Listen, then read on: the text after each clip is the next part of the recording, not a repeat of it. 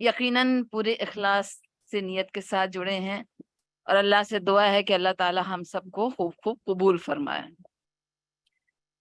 اور اس پر میں دل چاہ رہا ہے کہ ایک حدیث بھی سناتے چلے، ہم لوگ سب جڑے ہیں، کہ اللہ کے نبی صلی اللہ علیہ وسلم نے فرمایا کہ وَاجْتَمَعَ قَوْمٌ مِّن قَوْمٍ فِي بُيُوتٍ مِّن بُيُوتِ اللَّهِ يَتْلُونَ كِتَابَ اللَّهِ وَيَتَدَارَسُونَهُ بَيْنَهُمْ إِلَّا نَزَلَتْ عَلَيْهِمُ السَّكِينَةُ وَغَشِّيَتْ عَلَيْهِمُ الرَّحْمَةُ وَحَفَّتْ عَلَيْهِمُ الْمَلَائِكَةُ وَذَكَرَهُمُ اللَّهُ فِي مَنْ عِندَهُ۔ جب کسی گھروں میں سے لوگ جمع ہوتے ہیں، اللہ کی کتاب پڑھتے ہیں، درس تدریس ہوتا ہے، تو اللہ کی طرف سے ان پر سکینت نازل ہوتی ہے، اللہ کی رحمت انہیں ڈھانپ لیتی ہے، فرشتے انہیں گھیر لیتے ہیں، اور اللہ رب العالمین اس سے بہتر مجلس میں ان کا ذکر فرماتا ہے۔ سبحان اللہ۔ تو چلیے اس مجلس میں ہم آگے بڑھتے ہیں۔ اللہم صلی علی محمد وعلی آل محمد کما صلیت علی ابراہیم وعلی آل ابراہیم انکا حمید مجید۔ اللہم بارک علی محمد وعلی آل محمد کما بارکت علی ابراہیم وعلی آل ابراہیم انکا حمید مجید۔ رب اشرح لی صدری ویسر لی امری واحلل عقدۃ من لسانی یفقہوا قولی۔ رب زدنی علما، رب زدنی علما، رب زدنی علما۔ اللہم فقہنا فی الدین، اللہم ثبتنا عند الموت بلا الہ الا اللہ۔ یا اللہ کہنے اور سننے والوں کے سینے کھول دے اور اس کام کو آسان کر دے، زبان کی لکنت کو دور فرما تاکہ بات آسانی سے لوگوں کے دلوں کو چھو سکے۔ یا اللہ تو ہمارے علم دین میں اضافہ فرما، یا اللہ ہمیں دین کی سمجھ عطا فرما، اور مرتے وقت ہم سب کو کلمہ لا الہ الا اللہ پر ثابت قدم رکھنا۔ آمین یا رب العالمین۔ الحمدللہ، الحمدللہ نحمدہ ونستعینہ ونؤمن بہ ونتوکل علیہ۔ ساری حمد و ثنا، کل بڑائیاں، کل تعریفیں، کل شکر اللہ رب العالمین کے لیے ہے۔ ہر پل، ہر لمحہ ہمیں اس کا سہارا چاہیے، ہم اس کے محتاج ہیں، اس کی مدد کے بغیر ہم کچھ بھی نہیں کر سکتے۔ ہم ہر وقت اسی سے مدد مانگتے ہیں، اسی پر ایمان رکھتے ہیں، اور اسی پر ہمارا توکل اور بھروسہ ہے۔ وَنَعُوذُ بِاللَّهِ مِن شُرُورِ أَنفُسِنَا وَمِن سَيِّئَاتِ أَعْمَالِنَا، اور ہم پناہ مانگتے ہیں اپنے ہی نفس کے شر سے اور اپنی بدعمالیوں سے۔ مَن يَهْدِ اللَّهُ فَلَا مُضِلَّ لَهُ وَمَن يُضْلِلْهُ فَلَا هَادِيَ لَهُ۔ اللہ جسے ہدایت دیں، اللہ جسے توفیق دیں، اللہ جسے دین کی سمجھ دیں، اللہ جس کے اندر آخرت کی فکر پیدا کر دیں، جسے جواب دہی کا احساس ہو جائے، اس کو دنیا کی کوئی طاقت گمراہ نہیں کر سکتی۔ اور جو بھٹک جائے، جسے دنیا محبوب ہو جائے، دنیا جس کا مقصد بن جائے، ایسے انسان کے پاس نہ تو آخرت کی تیاری کے لیے وقت بچتا ہے، اور نہ کہیں سے ہدایت کے راستے کھلتے ہیں۔ نشہد ان لا الہ الا اللہ وحدہ لا شریک لہ ونشہد ان محمدا عبدہ ورسولہ۔ ہم سب گواہی دیتے ہیں کہ اللہ کے سوا کوئی معبود نہیں، اور ہم سب گواہی دیتے ہیں کہ محمد مصطفیٰ صلی اللہ علیہ وسلم اللہ کے بندے اور اس کے رسول ہیں، صلی اللہ علیہ وسلم۔ آپ صلی اللہ علیہ وسلم نے بیشتر خطبات میں ہمیں یہی پیغام دیا کہ فَإِنَّ خَيْرَ الْحَدِيثِ كِتَابُ اللَّهِ وَخَيْرَ الْهَدْيِ هَدْيُ مُحَمَّدٍ صلی اللہ علیہ وسلم وَشَرَّ الْأُمُورِ مُحْدَثَاتُهَا كُلُّ مُحْدَثَةٍ بِدْعَةٍ كُلُّ بِدْعَةٍ ضَلَالَةٍ كُلُّ ضَلَالَةٍ فِي النَّارِ۔ اے لوگوں، کتابوں میں بہترین کتاب اللہ کی کتاب قرآن عظیم ہے۔ اس سے اپنا رشتہ مضبوط کرو، اس کا پڑھنا، اس کا سمجھنا، اس پر عمل کرنا، اس کو دوسروں تک پہنچانا ہم سب کی ذمہ داری ہے۔ کاش یہ احساس ہم سب کے اندر پیدا ہو جائے۔ اور ہدایت کا بہترین طریقہ طریقہ محمدی صلی اللہ علیہ وسلم ہے۔ بدترین بات وہ ہے جو دین میں نئی شروع کی جائے، جو بات بھی دین میں نئی شروع کی جاتی ہے اسے بدعت کہتے ہیں۔ ہر بدعت گمراہی ہے اور گمراہی کا ٹھکانہ جہنم ہے۔ اللہ ہماری آپ کی تمام لوگوں کی اس سے حفاظت فرمائے، آمین یا رب العالمین۔ جیسا کہ آپ کو معلوم ہے کہ آج جو ہمارا سورہ ہے وہ ہے سورہ تغابن، اور یہ سورہ تسبیح سے شروع ہے۔ جس طرح سے ہم نے دیکھا کہ جو صورتیں سبحہ یسبحو سے شروع ہیں ان میں یہ آخری سورہ ہے جو یسبح للہ ما فی السماوات و ما فی الارض سے شروع ہے، تسبیح کرتی ہوئی اللہ کی تسبیح۔ اللہ کی تسبیح کیا ہے کہ اللہ کو پورے یقین کے ساتھ یہ سمجھا جائے کہ اللہ تعالی ہر عیب سے، ہر نقص سے، ہر کمی سے، ہر ذوق سے، ہر احتیاج سے پاک ہے، منزہ ہے۔ تو لہٰذا یہ ذہن میں رکھتے ہوئے کہ یہ مسبحات جو ہماری صورتیں ہیں جو مسبحات کہلاتی ہیں، ان میں سے ایک سورہ آپ کے سامنے ہے سورہ تغابن۔ اس میں 2 رکوع ہیں۔ پہلا رکوع 10 آیات پر مشتمل ہے اور دوسرے رکوع کی 8 آیات ہیں۔ پہلے رکوع کی 10 آیات میں اگر ہم غور سے دیکھتے ہیں تو 7 آیات میں ایمانیات ثلاثہ کا ذکر ہے، اور پھر 3 آیتوں میں زوردار دعوت، آخرت کی زوردار دعوت ہے۔ اور پھر اس دعوت کا جو دوسرا رکوع، اس کا جو دوسرا رکوع ہے، اس میں اس دعوت کا جو اثر ہے، جس کے اندر ایمان آ جاتا ہے، ایمان کا بیج اس کے دل میں چلا جاتا ہے، پھر اس کے کیا ثمرات ہیں، کیا لوازم ہیں، اس کی کیا کیفیات آتی ہیں، کس طرح اس کی زندگی کا رخ بدلتا ہے، کیسے جینے کے انداز بدلتے ہیں۔ تو چلتی ہیں پہلے 10 آیات کی تلاوت کرتے ہیں، یعنی پہلے رکوع کی۔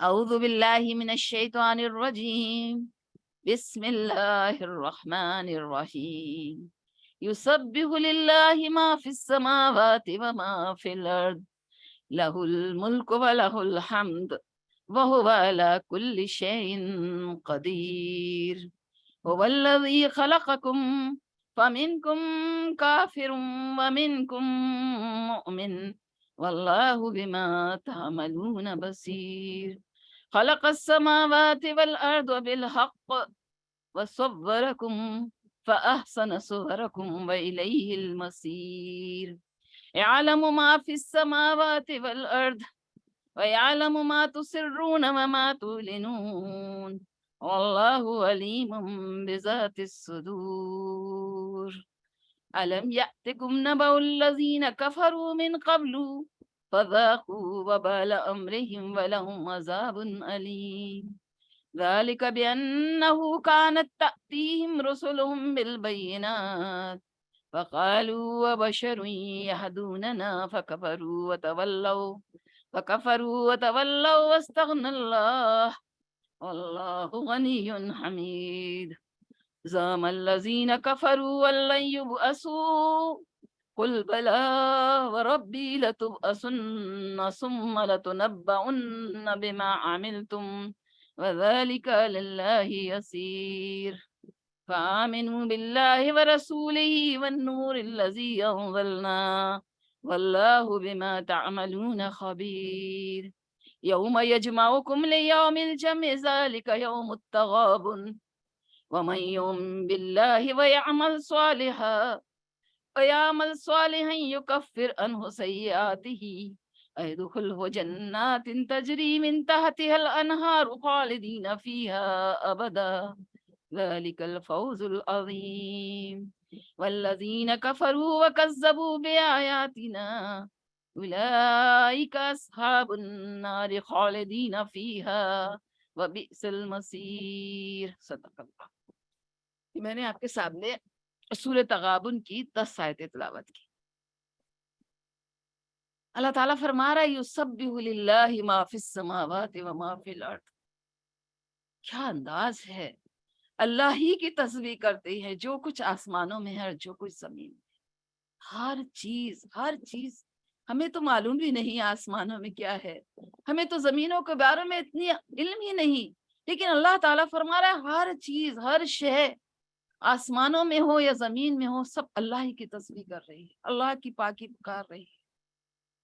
جس طرح ہم نے سورہ ملک میں ہم دیکھتے ہیں کہ پورے جلال کے ساتھ اللہ تعالیٰ فرماتا ہے تبارک الذی بیدہ الملک وہو علی کل شیء قدیر، بڑا ہی بابرکت ہے وہ اللہ جس کی مٹھی میں ساری یہاں کی بادشاہت ہے اور وہ ہر چیز پر قادر ہے۔ یہاں پر یہ تسبیح اور حمد، یعنی یہ ہر چیز اللہ کی تسبیح کر رہی ہے، حال سے بھی اور قال سے بھی۔ اگر ہمارے اندر نظر بصیرت ہے، کائنات کو دیکھ کر کیا ہمیں ایسا محسوس نہیں ہوتا کہ ہر چیز اپنے خالق کی حمد و ثنا کر رہی ہے، اپنے خالق کی تسبیح بیان کر رہی ہے؟ ایسا تو سباہ کے معنی ہوتا ہے تیرنا، صحابہ کہتے ہیں تیز رفتار گھوڑے۔ تو حال سے اگر ہم دیکھیں تو اگر ہم آسمانوں کی بلندی کو دیکھیں، پھیلی ہوئی زمین کو دیکھیں، جمے ہوئے پہاڑوں کو دیکھیں، بہتے ہوئے دریاؤں کو دیکھیں، سمندر کی موجوں کو دیکھیں، شجر و حجر کو دیکھیں، سیاروں اور ستاروں کو دیکھیں، مسکراتے ہوئے چاند کو دیکھیں، سورج کی روشنیوں کو دیکھیں، کیا نہیں لگتا کہ سب اپنے حال میں اپنے خالق، اپنے مالک کی تسبیح میں مصروف ہیں؟ اگر قال کی بات کرے تو ممکن ہے کہ اللہ نے ان کو قوت گویائی دی ہو، جیسا کہ ہم دیکھتے ہیں سورہ بنی اسرائیل میں اللہ تعالیٰ فرماتا ہے کہ تسبح لہ السماوات السبع والارض ومن فیہن وَإِن مِّن شَيْءٍ إِلَّا يُسَبِّحُ بِحَمْدِهِ وَلَٰكِن لَّا تَفْقَهُونَ تَسْبِيحَهُمْ۔ اللہ تعالیٰ فرما رہا ہے کہ ساتوں آسمان اور ساتوں زمین اور اس میں درمیان جو کچھ ہے سب اللہ کی تسبیح میں لگے ہیں۔ کوئی چیز ایسی نہیں، وَإِن مِّن شَيْءٍ، کوئی چیز ایسی نہیں جو اللہ کی تسبیح اس کے حمد کے ساتھ نہ کر رہی ہو، لیکن تم اس کی تسبیح کو نہیں سمجھتے۔ جانتے ہیں کہ داؤد علیہ السلام جب تسبیح کیا کرتے تھے تو پرندے بھی ان کے ساتھ تسبیح کرتے تھے۔ کس طرح کرتے تھے؟ پہاڑ بھی ان کے ساتھ تسبیح کرتے تھے۔ اللہ تعالیٰ ہمیں کیا فرما رہا ہے، کیا فرمانا چاہتا ہے؟ اللہ کیا بتانا چاہتا ہے؟ کائنات کی ہر چیز تو تسبیح کر رہی ہے، ہم کیا کر رہے ہیں؟ ہم کہاں کھوئے ہوئے ہیں؟ ہم کس کی تعریفوں میں لگے ہوئے ہیں؟ اور پھر لہ الملک، اسی کی بادشاہت ہے، ساری ملکیت اسی کی، سارے کائنات پہ اختیار اسی کا، اقتدار اسی کا، وَلَہ الحمد، اور اسی کی تعریف۔ ظاہر سی بات ہے کہ جس کی ملکیت ہو، جس کی بادشاہت ہو، جس کا اقتدار ہو، حمد و ثنا کا مستحق بھی وہی ہے۔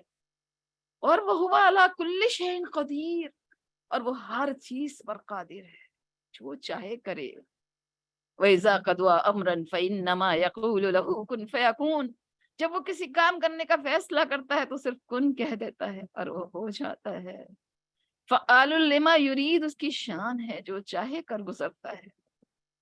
صرف اور صرف اللہ رب العالمین کی ذات ہے، یہ صرف اس کی شان ہے کہ ہر چیز پر قادر ہے۔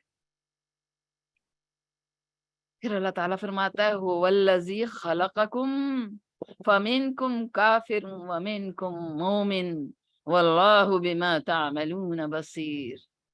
اسی نے تمہیں پیدا کیا، وہ ہے تمہارا خالق۔ کون؟ جس کی تسبیح، یعنی اوپر کی آیت سے اگر اسے ہم ملاتے ہیں، جس کی تسبیح زمین و آسمان کی ہر شے کر رہی ہے، ساری بادشاہت، سارا اقتدار جس کا ہے، ساری حمد و ثنا اسی کو زیبا دیتی ہے، اور جو ہر شے پر قادر ہے وہی تمہارا خالق ہے، اس نے تمہیں پیدا کیا۔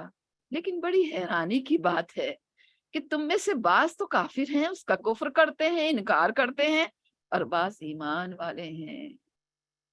پیدا سب کو اس نے کیا، ہونا تو یہ چاہیے تھا کہ سب اس کی مانتے، اس کی بندگی کرتے، اس کی نافرمانی سے ڈرتے، اس کی اطاعت گزاری کرتے، ہر لمحہ ان کی فکر یہی ہوتی کہ کس طرح اپنے مالک کو راضی کریں، اپنے خالق کو راضی کریں، لیکن کیونکہ ہمیں آزادی ملی ہوئی ہے، ہمیں چھوٹ ملی ہوئی ہے، چاہے تو اس کو مانے چاہے تو نہ مانے، تو کیا ہوا؟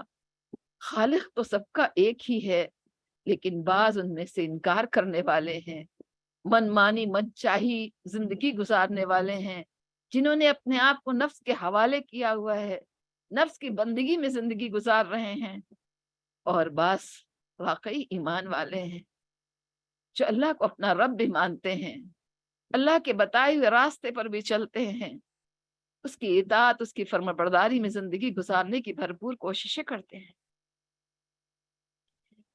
انبیاء علیہ السلام کے بارے میں بھی آیا، ان کی ذریت میں بھی ایسا ہی ہوا، جیسے کہ آتا ہے سورہ الحدید میں کہ وَلَقَدْ أَرْسَلْنَا نُوحًا وَإِبْرَاهِيمَ وَجَعَلْنَا فِي ذُرِّيَّتِهِمَا النُّبُوَّةَ وَالْكِتَابَ فَمِنْهُمْ مُهْتَدٍ وَكَثِيرٌ مِّنْهُمْ فَاسِقُونَ۔ اور ہم نے نوح علیہ السلام کو بھیجا اور ابراہیم علیہ السلام کو بھیجا، اور ان کی اولاد میں ہم نے نبوت اور کتاب رکھی، لیکن ان میں سے بھی بعض تو ہدایت یافتہ ہوئے اور ان میں سے اکثر فاسق۔ لیکن چاہے انسان کفر کا رویہ اختیار کرے، چاہے ایمان پر گامزن رہے، لیکن اللہ تعالیٰ فرما رہا ہے واللہ بما تعملون بصیر۔ یہ زجر کا انداز ہے، تنبیہ کا انداز۔ یہ تم کیا سمجھتے ہو؟ تم جس طرح کا بھی رویہ اختیار کرو، اللہ تمہارے اعمال کو دیکھ رہا ہے، اللہ سے کوئی چیز چھپی ہوئی نہیں ہے۔ جیسا کہ سورہ آل عمران میں بھی اللہ تعالیٰ فرماتا ہے ان اللہ لا یخفی علیہ شیء فی الارض ولا فی السماء، کہ بے شک اللہ تعالیٰ سے کوئی چیز مخفی نہیں، کوئی چیز چھپی نہیں، چاہے زمین میں ہو چاہے آسمان میں ہو۔ سورہ حدید میں اللہ تعالیٰ فرماتا ہے وَهُوَ مَعَكُمْ أَيْنَمَا كُنْتُمْ وَاللَّهُ بِمَا تَعْمَلُونَ بَصِيرٌ۔ وہ تمہارے ساتھ ہوتا ہے علم کے اعتبار سے، چاہے تم کہیں بھی ہو، اینما کنتم، اور اللہ تمہارے اعمال کو دیکھ رہا ہے، لمحہ بھر کے لیے بھی تم اس کی نظر، وہ تمہاری نظر، وہ غافل نہیں ہے، اس کی نظر پوری طرح تم پر ہے، ایک ایک عمل اس کو معلوم ہے۔ پھر اللہ تعالیٰ فرما رہا ہے کہ خلق السماوات والارض بالحق، اس نے آسمانوں اور زمین کو حق کے ساتھ پیدا کیا۔ یہ جو ہم بلند آسمان دیکھ رہے ہیں، یہ پھیلی ہوئی زمین دیکھ رہے ہیں، کیا اللہ تعالیٰ نے یوں ہی پیدا کر دیا؟ اس کا کوئی مقصد نہیں ہے؟ کیا یہ کوئی کیلنڈر کا کھیل ہے؟ نہیں، یہ پرپس فل کریشن ہے، حق کے ساتھ اللہ نے پیدا کیا۔ اور کتنے آپ اگر غور کریں آسمانوں پہ، کتنے مضبوط 7 آسمان، اور قرآن میں اللہ تعالیٰ نے فرمایا 7 زمین بھی ساتھ ہیں۔ یہ کس نے بنایا؟ یہ کیوں بنایا؟ اس کا کیا مقصد ہے؟ یہ ساری چیزیں اللہ تعالیٰ نے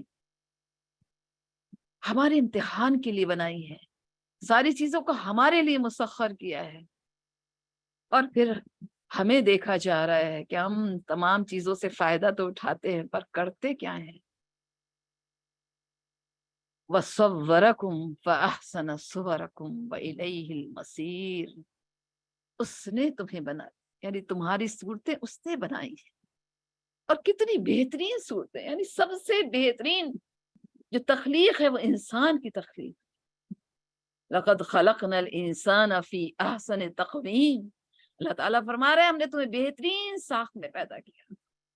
اللہ تعالیٰ ہمیں یاد دلا رہا ہے کہ جس نے آسمانوں اور زمین کو حق کے ساتھ پیدا کیا، اسی نے تمہاری صورتیں بنائی ہیں۔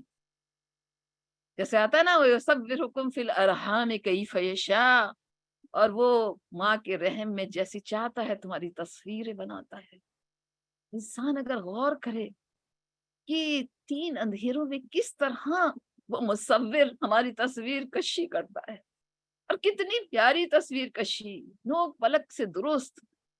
ماں جس کے رحم میں بچہ نشو و نما پاتا ہے، اسے بھی نہیں معلوم کہ اس کے بچے کی کیسی، کہاں سے رزق مل رہا ہے، کیسے اس کی کاریگری ہو رہی ہے، کیسے اس کا تصویر کشی ہو رہی ہے اسے نہیں معلوم یہ اللہ کی قدرت.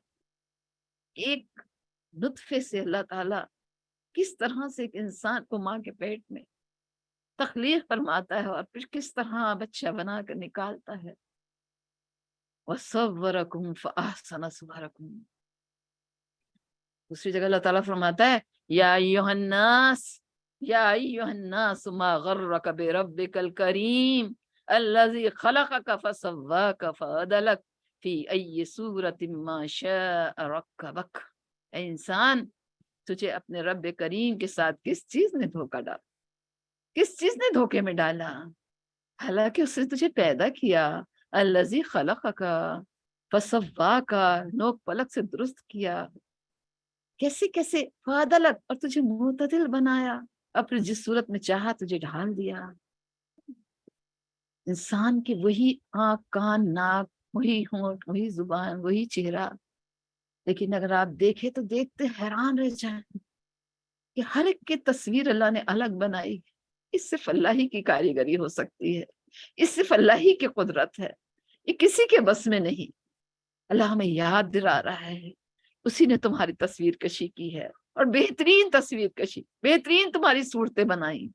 اگر یاد رکھنا کہ وَإِلَيْهِ الْمَصِيرُ, اسی کی طرف تمہیں لوٹ کر جانا ہے. جس نے تمہیں پیدا کیا, جس نے تمہیں آنکھ کان دل دیے, ذہن دیا, دماغ دیا, بولنے کے لیے زبان دی, کیا اللہ اس کے بارے میں تم سے پوچھے گا نہیں؟ کیا سوال نہیں ہوگا؟ نعمتیں دینے والے کو کیا یہ حق نہیں کہ وہ ان نعمتوں کے بارے میں پوچھے؟ قرآن کہتا ہے ان السمع والبصر والفؤاد کل اولئک کان عنہ مسئولا, کہ تمہاری آنکھیں, تمہارے کان, تمہارے دل, ان سب کے بارے میں تم سے سوال ہوگا. کیا کیا دیکھا ان آنکھوں سے, کیا کیا سنا ان کانوں سے, اور تمہارے دل میں کیا تھا؟ اللہ کی نعمتوں کے بارے میں پوچھا جائے گا.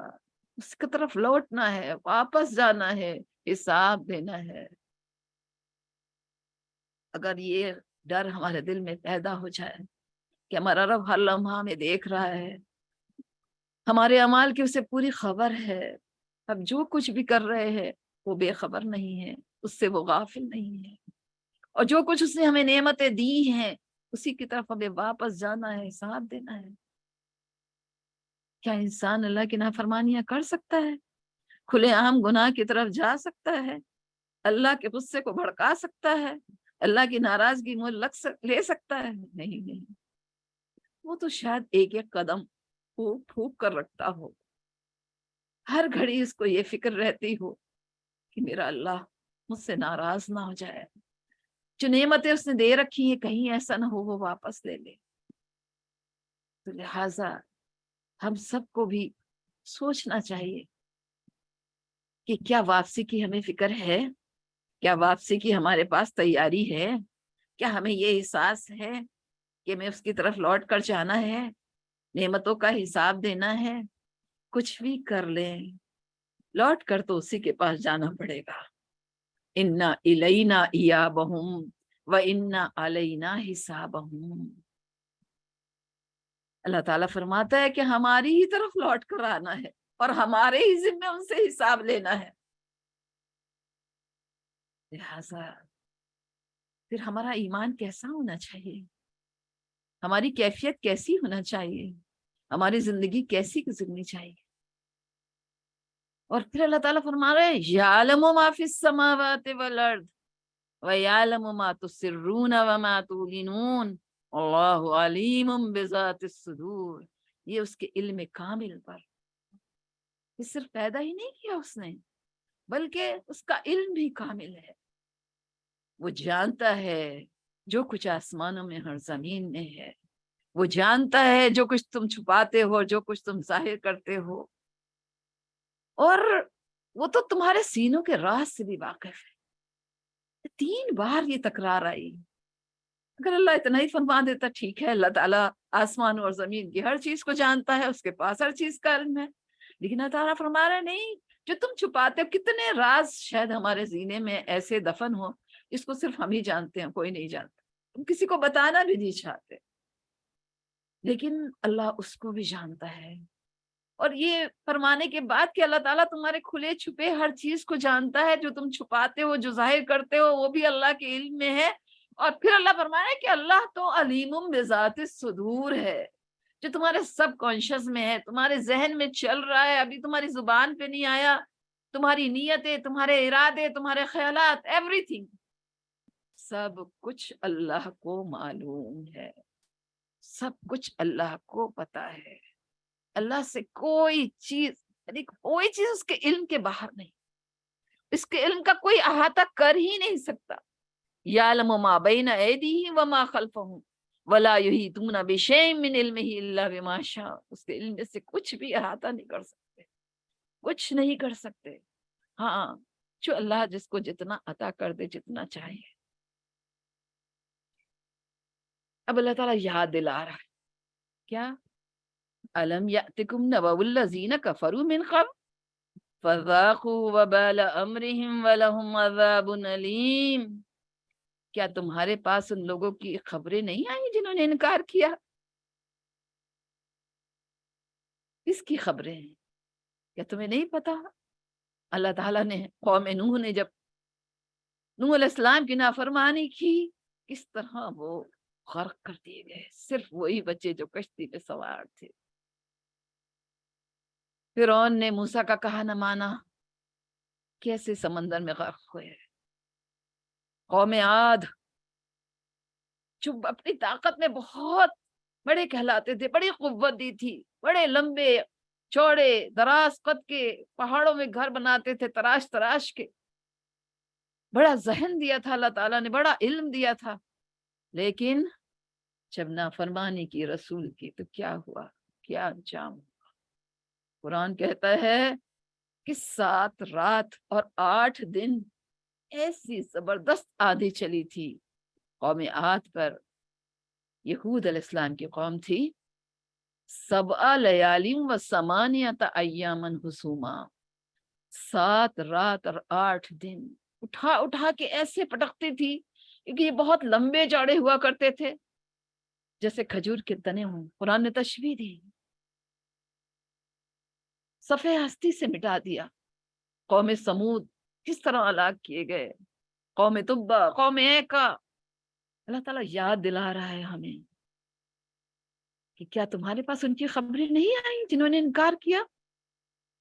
فذاقوا وبال امرہم، کیسے انہوں نے اپنے اس کا مزہ چکھا، کیسے عذاب کا مزہ چکھا، اور ابھی تو دردناک عذاب باقی ہے۔ وَلَهُمْ عَذَابٌ علیم، اور ان کے لیے عذاب علیم طے شدہ ہے۔ یہاں بھی سزا سے دو چار ہوئے، اور وہاں بھی ان کے لیے عذاب علیم ہے۔ متنبہ کیا جا رہا ہے، ہوشیار کیا جا رہا ہے، کہیں ایسا نہ ہو کہ تمہاری کفر کی روش بھی تمہیں عذاب کی طرف لے جائے، تمہیں عذاب سے دو چار کر دے۔ وجہ کیا تھی ان کے انکار کی؟ وجہ کیا تھی؟ کیوں انہوں نے رسولوں کو جھٹلایا جب وہ حق لے کر آئے؟ اللہ تعالیٰ فرما رہا ہے ذَلِكَ بِأَنَّهُ كَانَتْ تَأْتِيهِمْ رُسُلُهُمْ بِالْبَيِّنَاتِ فَقَالُوا وَبَشَرٌ يَهْدُونَنَا فَكَفَرُوا وَتَوَلَّوْا وَاسْتَغْنَى اللَّهُ وَاللَّهُ غَنِيٌّ حَمِيدٌ۔ یہ اس لیے ہوا کہ جب ہمارے رسول ان کے پاس کھلی نشانیاں لے کر، بینات کہتے ہیں بین، جو خود روشن ہوں، کھلی کھلی نشانیاں لے کر آیا، انہوں نے کیا کہا؟ او، یہ انسان ہمیں ہدایت دیں گے؟ ان کو یہ لگتا تھا کہ اگر کوئی رسول ہے تو وہ انسان تو نہیں ہونا چاہیے، اسے یا تو کوئی فرشتہ ہونا چاہیے، یا اس کے ساتھ کوئی ایسا معاملہ ہونا چاہیے جس سے ہم سمجھیں۔ ہر ایک کو اسی وجہ سے جھٹلایا گیا کہ وہ بشر تھے۔ اللہ کے نبی صلی اللہ علیہ وسلم کو بھی کیا فرمایا گیا؟ مال حاضر رسول، یہ رسول بنا کر بھیجے گئے ہیں، جبکہ کیا کرتے ہیں؟ یہ کھانا بھی کھاتے ہیں، یمشی فی الاسواق، بازاروں میں بھی چلتے ہیں، یہ کیسے رسول ہو سکتے ہیں؟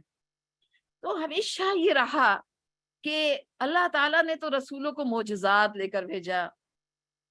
قوم سمود کے پاس بھی کھلی کھلی نشانی آئی، صالح علیہ السلام کو اللہ تعالیٰ نے کھلی نشانی اونٹنی کی شکل میں دی، عیسیٰ علیہ السلام کے پاس کھلے کھلے معجزات، موسیٰ علیہ السلام کے پاس معجزات، اور اللہ کے نبی صلی اللہ علیہ وسلم کے پاس تو یہ پورا معجزہ قرآن، معجزہ خالدہ قرآن کریم، اور ویسے بھی معجزات آپ کو دیے گئے، لیکن ان کا جو مطالبہ تھا، اسی لیے آپ صلی اللہ علیہ وسلم سے وہ طرح طرح کے مطالبے کیا کرتے تھے۔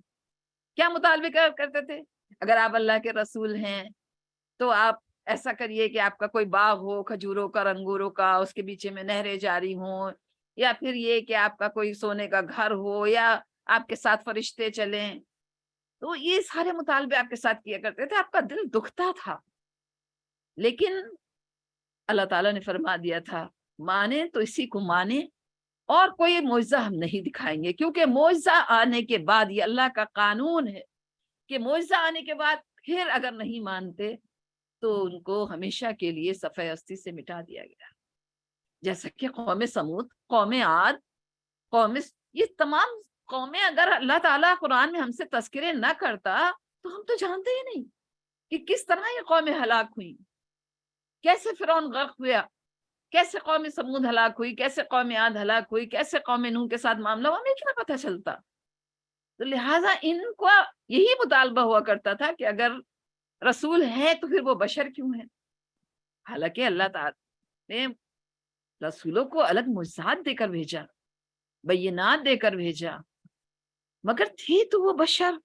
خود اللہ کے نبی صلی اللہ علیہ وسلم سے فرمایا گیا قرآن عظیم میں کہ آپ فرما دیجئے قل انما بشر مثلکم، کہ میں تمہاری طرح کا ایک بشر ہوں، لیکن فرق کیا ہے؟ یوحا الیہ، میری طرف وحی آتی ہے، اور وحی بھی کیا آتی ہے کہ انما الہکم الہ واحد، کہ تمہارا معبود ایک ہی معبود۔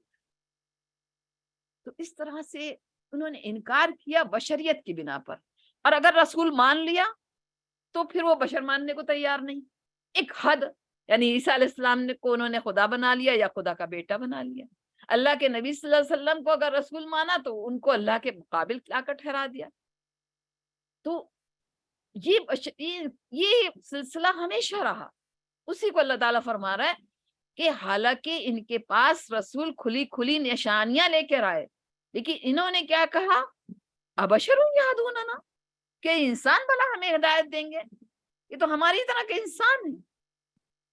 دوسری جگہ اللہ تعالیٰ فرماتا ہے سورہ بنی اسرائیل میں کہ وَمَا مَنَعَ النَّاسَ أَن يُؤْمِنُوا إِذْ جَاءَهُمُ الْهُدَىٰ إِلَّا أَن قَالُوا أَبَعَثَ اللَّهُ بَشَرًا رَسُولًا، کہ ماننے سے انکار کرنے کی کوئی خاص وجہ نہیں ہوئی، جبکہ ان کے پاس ہدایت آ چکی تھی، صرف کیا؟ إِلَّا أَن قَالُوا، انہوں نے کیا کہا؟ أَبَعَثَ اللَّهُ بَشَرًا رَسُولًا، کہ اللہ تعالیٰ نے بشر کو رسول بنا کر بھیج دیا، لہٰذا انہوں نے ان کا انکار کیا، فَكَفَرُوا وَتَوَلَّوْا، اور منہ موڑ لیا۔ نتیجہ کیا ہوا؟ وَاسْتَغْنَى اللَّهُ، اللہ نے بھی بے نیازی برتی، اللہ نے بھی ان سے، کیونکہ انسان جب جس روش پہ چلنا چاہتا ہے نا، اللہ اسی روش پہ اسے چلا دیتے ہیں۔ قرآن کہتا ہے نُوَلِّهِ مَا تَوَلَّىٰ، جس راستے میں جو چلنا چاہتا ہے اللہ تعالیٰ اسی راستے میں اسے چلا دیتے ہیں۔ لہٰذا انہوں نے منہ موڑا، انہوں نے انکار کیا، اللہ نے بھی استغنا، اللہ نے بھی بے نیازی برتی، اور اللہ تو ہے ہی غنی اور حمید، اس کو کیا ضرورت ہے کوئی مانے یا نہ مانے، وہ تو خود بخود غنی ہے، اس کی حمد و ثنا تو ہر ایک شے پکار رہی ہے، اس کی تسبیح تو کائنات کی ہر چیز پکار رہی ہے، اس کو کیا ضرورت ہے؟ اگر سارے انسان، آتا ہے کہ سارے انسان، سارے اور جنات اور تمام فرشتوں کو بھی اللہ تعالیٰ اگر وہ دے دے، خواہشات دے دے، اور سب کے سب اگر اللہ کی فرمانبرداری کرنے لگیں تو بھی اللہ کی شان میں کوئی فرق پڑنے والا نہیں، اور اگر سارے کے سارے نافرمان ہو جائیں روئے زمین پر تو بھی اللہ کی بادشاہی میں کوئی نقص ہونے والا نہیں، کوئی کمی ہونے والی نہیں، اللہ کو کوئی فرق نہیں پڑتا۔ لہذا انہوں نے کفر کیا، اپنا نقصان کیا۔ ہم اگر انکار کرتے ہیں، اللہ کی نافرمانی کرتے ہیں، اللہ کے احکام سے منہ موڑتے ہیں، ظاہر سی بات ہے کہ ایسے تو ہم انکار شاید کم ہی کرتے ہیں، لیکن جہاں تک عمل کا تعلق ہے، عملاً انکار کہیں نہ کہیں ہم سب کر رہے ہیں، ہمیں اپنا جائزہ لینا چاہیے، اپنا محاسبہ کرنا چاہیے۔ اور پھر ایک اور مسئلہ تھا، وہ کیا کہتے تھے؟ زام الذین کفروا اللہ یبعثو، کافروں کو زوم ہو گیا، وہ کیا کہتے تھے کہ اللہ تعالیٰ ہمیں دوبارہ زندہ کر کے نہیں اٹھائے گا. اِذَا كُنَّا عِظَامًا وَرُفَاتًا أَإِنَّا لَمَبْعُوثُونَ خَلْقًا جَدِيدًا، کہ جب ہم مر جائیں گے، مٹی ہو جائیں گے، تو کیا ہم دوبارہ زندہ کیے جائیں گے؟ ان کو اس کا یقین نہیں تھا کہ جس اللہ نے ہمیں پیدا کیا ہے کیا وہ دوبارہ نہیں کر سکتا، دوبارہ نہیں اٹھا سکتا. لہٰذا ابو جہل بھی یہی کہا کرتا تھا کہ جب ہم کھوکھلی ہڈیاں ہو جائیں گے تو کیا اللہ تعالیٰ دوبارہ زندہ کرے گا؟ کو مذاق لگتا تھا، یہ ہو ہی نہیں سکتا. آج بہت سے مسلمان بھی اس کا انکار کرتے ہیں، بڑا افسوس کے ساتھ کہنا پڑتا کہ بس جو ہوگا دیکھا جائے گا، قبر میں گئے ختم ہو گئے، معاملہ ختم. نہیں، اللہ تعالیٰ فرما رہا ہے قل بلا وربی لتبعثن ثم لتنبؤن بما عملتم. اتنا زور ہے اس میں، آپ کہہ دیے کیوں نہیں، میرے رب کی قسم تم لازمن اٹھائے جاؤ. یہ لام تاکیدی اور نون مشدد کس قدر زور ہے اس میں. تم کیا سمجھتے ہو تم اٹھائے نہیں جاؤ گے؟ جو مرضی چاہے کرتے، کیا تم سے پوچھا نہیں جائے گا؟ کیا تم سے نعمتوں کے بارے میں سوال نہیں ہوگا؟ کیا سزا اور جزا نہیں ہوگی؟ ضرور اٹھائے بھی جاؤ گے اور تم سے پوچھا بھی جائے گا. ثم لتنبؤن بما عملتم، جو کچھ تم عمل کر رہے ہو اس کے بارے میں تمہاری پرسش ہوگی، تم سے پوچھا جائے گا. تمہارا ایک ایک عمل خود اللہ کی نظر میں بھی ہے، فرشتے بھی اسے ریکارڈ کر رہے ہیں، اور خود کل تمہارے اعضا بھی گواہی دینے کے لیے کھڑے ہو جائیں گے. ہاں ہاں، ان قدموں کو اس نے تیری نافرمانی کی جگہ استعمال کیا، ہاتھوں سے یہ کیا، آنکھوں سے یہ کیا، زبان سے یہ کیا. ہر اعضا ہمارے ہی خلاف گواہی دینے کھڑا ہو جائے گا، زبان پہ مہر لگا دی جائے گی. الیوم نختم علی افواہہم وتکلمنا ایدیہم وتشہد ارجلہم بما کانوا یکسبون. زبان پہ اللہ مہر لگا دیں گے، تمہارے منہ پر مہر لگا دیں گے، اور تمہارے ہاتھ ہم سے کلام کریں گے، تمہارے پاؤں گواہی دیں گے کیا کر کے آئے ہو. ہر چیز کا حساب دینا ہوگا، اور یہ اللہ کے لیے کچھ مشکل نہیں ہے. وَذَلِكَ عَلَى اللَّهِ يَسِيرٌ، اور یہ اللہ کے لیے آسان ہے، اللہ کے لیے کچھ مشکل نہیں ہے. پھر اب یہ 3 آیتیں جو ہماری آ رہی سے پرزور دعوت ہے. کرنا کیا ہے، اب کر کیا رہے ہیں اور کرنا کیا ہے. اب بات آ رہی ہے کہ ہمیں کیا کرنا ہے. پلٹو، واپس آؤ. فآمنوا باللہ ورسولہ والنور الذی انزلنا واللہ بما تعملون خبیر. بس ایمان لاؤ، یہ فا اللہ پر اور اس کے رسول پر.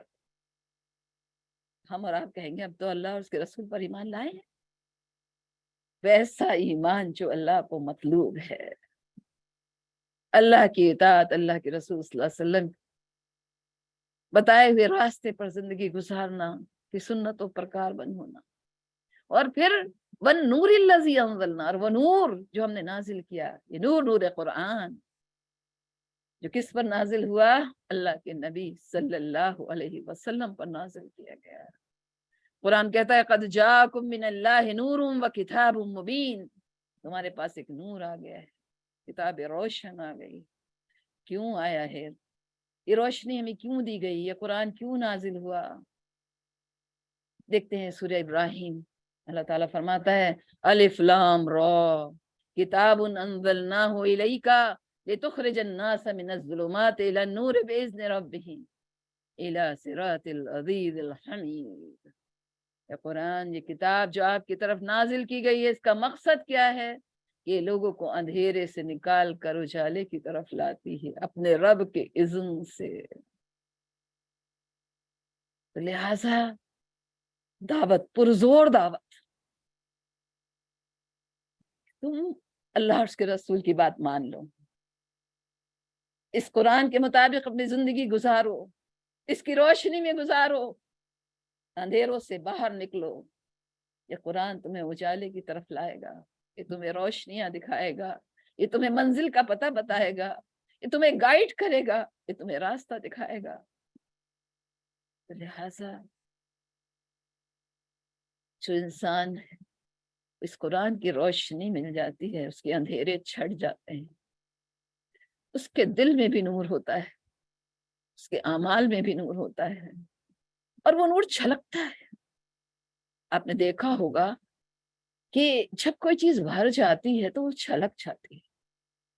جب یہ قرآن کے نور سے انسان کا دل منور اور روشن ہو جاتا ہے تو پھر اس کے اعمال سے چھلکنے لگتا ہے۔ پھر ہو ہی نہیں سکتا کہ اس کی زندگی قرآن کے مطابق نہ ہو، اس کی زندگی میں قرآن کے احکام نہ ہو، وہ اس قرآن کے لوازم پر چلنے والا نہ ہو۔ اور پھر وہی ڈانٹ کا انداز، واللہ بما تعملون خبیر، کیا سمجھتے ہو اللہ تمہارے اعمال کی پوری خبر رکھتا ہے۔ وہاں تھا اللہ بما تعملون بصیر، اللہ دیکھ رہا ہے تم کیا کر رہے ہو، اللہ کو تمہارے اعمال کا سب پتہ ہے، تمہارے اعمال اللہ کی نظر میں ہیں۔ یہاں پھر فرمایا مان جاؤ، اللہ کو مان لو، اللہ کے رسول کو مان لو صلی اللہ علیہ وسلم، اور اس نور کو جو اللہ کے نبی صلی اللہ علیہ وسلم پر نازل ہوا ہے، ورنہ اللہ تو تمہارے اعمال کی پوری خبر رکھتا ہے۔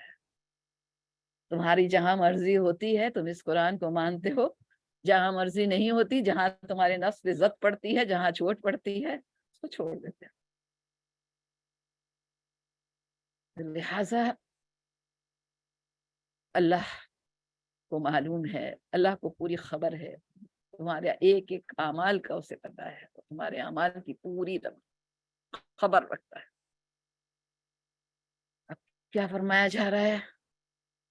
یوم یجمعکم لیوم الجمع ذالک یوم التغابن، وہ تم کو اس دن میں جمع کرے گا، جمع ہونے کے دن، اور وہ دن یوم التغابن۔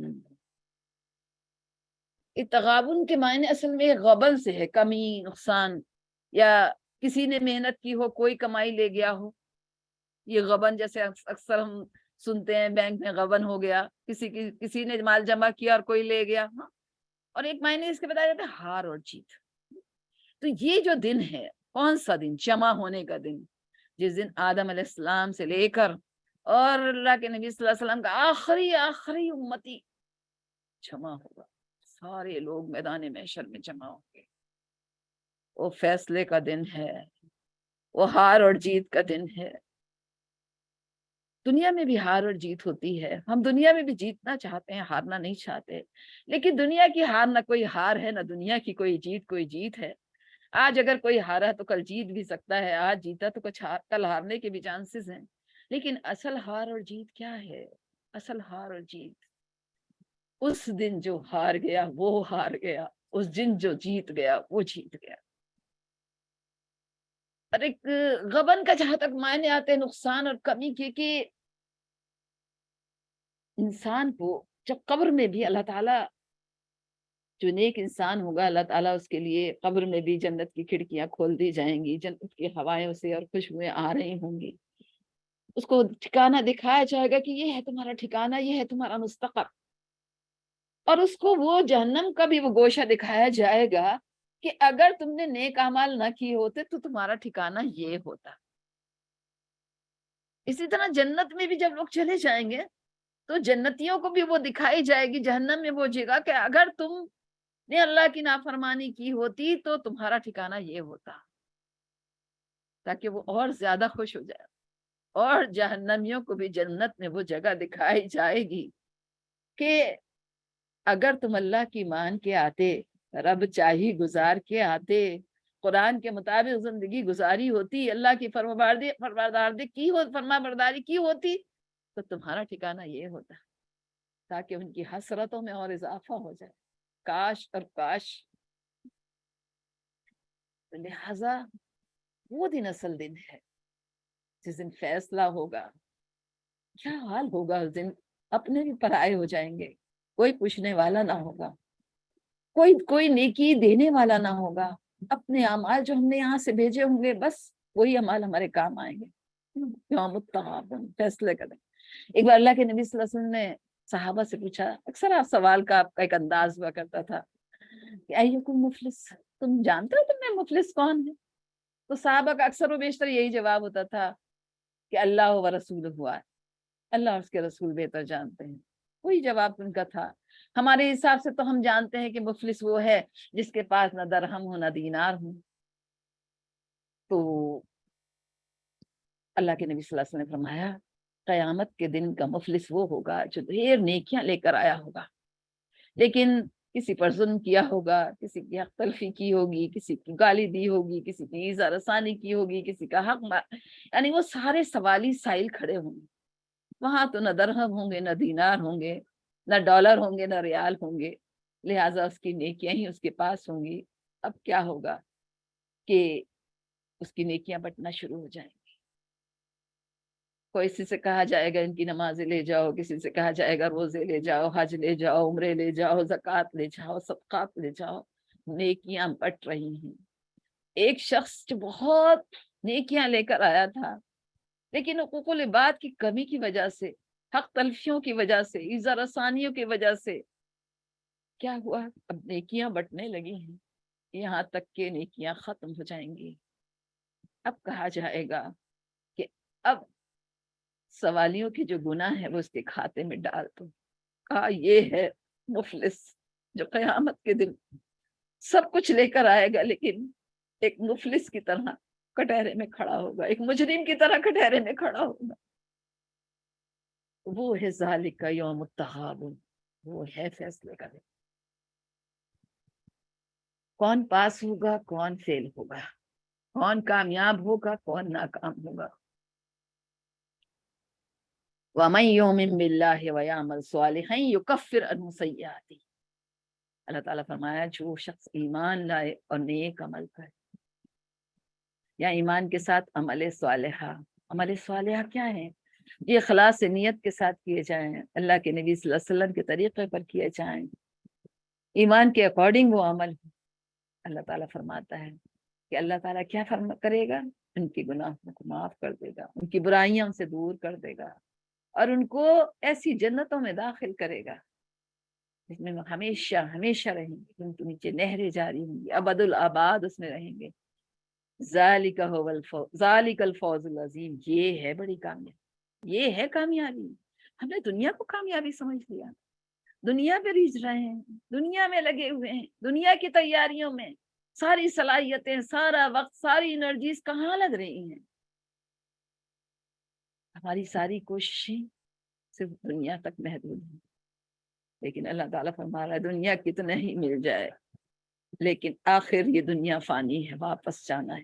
کامیابی یہ دنیا کی کامیابی نہیں، بلکہ اصل کامیابی آخرت کی کامیابی۔ اللہ تعالیٰ سورہ آل عمران میں فرماتا ہے فَمَنْ زُحْزِحَ عَنِ النَّارِ وَأُدْخِلَ الْجَنَّةَ فَقَدْ فَازَ وَمَا الْحَيَاةُ الدُّنْيَا إِلَّا مَتَاعُ الْغُرُورِ۔ جو شخص جہنم سے بچا لیا گیا اور جنت میں داخل کر دیا گیا، وہ شخص کامیاب ہے، اور دنیا کی زندگی تو دھوکے کا سامان، متاع الغرور۔ اس دھوکے میں پڑ کر ہم نے اپنی آخرت کو بھلا دیا ہے۔ تو لہٰذا جو اپنی آخرت کی فکر کرے گا، تیاری کرے گا، ویسے اعمال کرے گا جو اعمال اللہ کو مطلوب ہیں، اللہ تعالیٰ اس سے اس کی برائیاں بھی دور کر دے گا، اور اس کو ایسی جنتوں میں بھی داخل کرے گا جن کے نیچے نہری جاری ہیں، اور وہ اس میں ہمیشہ ہمیشہ رہیں گے۔ یہ ہے بہت بڑی کامیابی، فوز العظیم۔ اس کے برعکس ناکام کون ہے؟ کون اس دن ہار جائے گا؟ والذین کفروا وکذبوا بآیاتنا اولئک اصحاب النار خالدین فیہا وبئس المصیر۔ جن لوگوں نے انکار کیا اور ہماری آیات کو جھٹلایا، ہماری آیات کو جھٹلایا، عملاً انکار کیا، اللہ فرما رہا یہی لوگ تو ہیں آگ والے، اس میں ہمیشہ رہیں گے، اور یہ بہت برا ٹھکانہ ہے۔ ایک تو فرمایا جو جنت میں داخل ہوں گے وہ بڑی کامیابی سے دوچار ہوں گے، جو جہنم میں داخل ہوں گے وہ بہت برا ٹھکانہ ہے، وہ بئس المصیر۔ یہ ہماری یہاں ایک رکوع ہمارا کمپلیٹ ہوا۔ اب یہ دوسرے رکوع کی آیتیں اس میں ہیں، اگر انسان کے اندر ایمان جاگزی ہو گیا ہے، دل کی زمین زرخیز ہے، مٹی نرم ہے، تو یہ بھی، اور بیج بھی خالص ہے، نیت بھی اچھی ہے، تو یہ بیج گرو کرتا ہے۔ اور ایسا ہو ہی نہیں سکتا کہ اس میں پھل نہ لگیں، برگوبار نہ لگیں، تو وہ آخر وہ کیا ثمرات ہیں، وہ کیا لوازم ہیں جو ایمان کے بعد، ایمان کا بیج لگنے کے بعد میں نظر آنے لگتے ہیں۔ اس رکوع کی 8 آیات ہیں، ان کی بھی تلاوت سن لیتے ہیں۔ بسم اللہ الرحمن الرحیم۔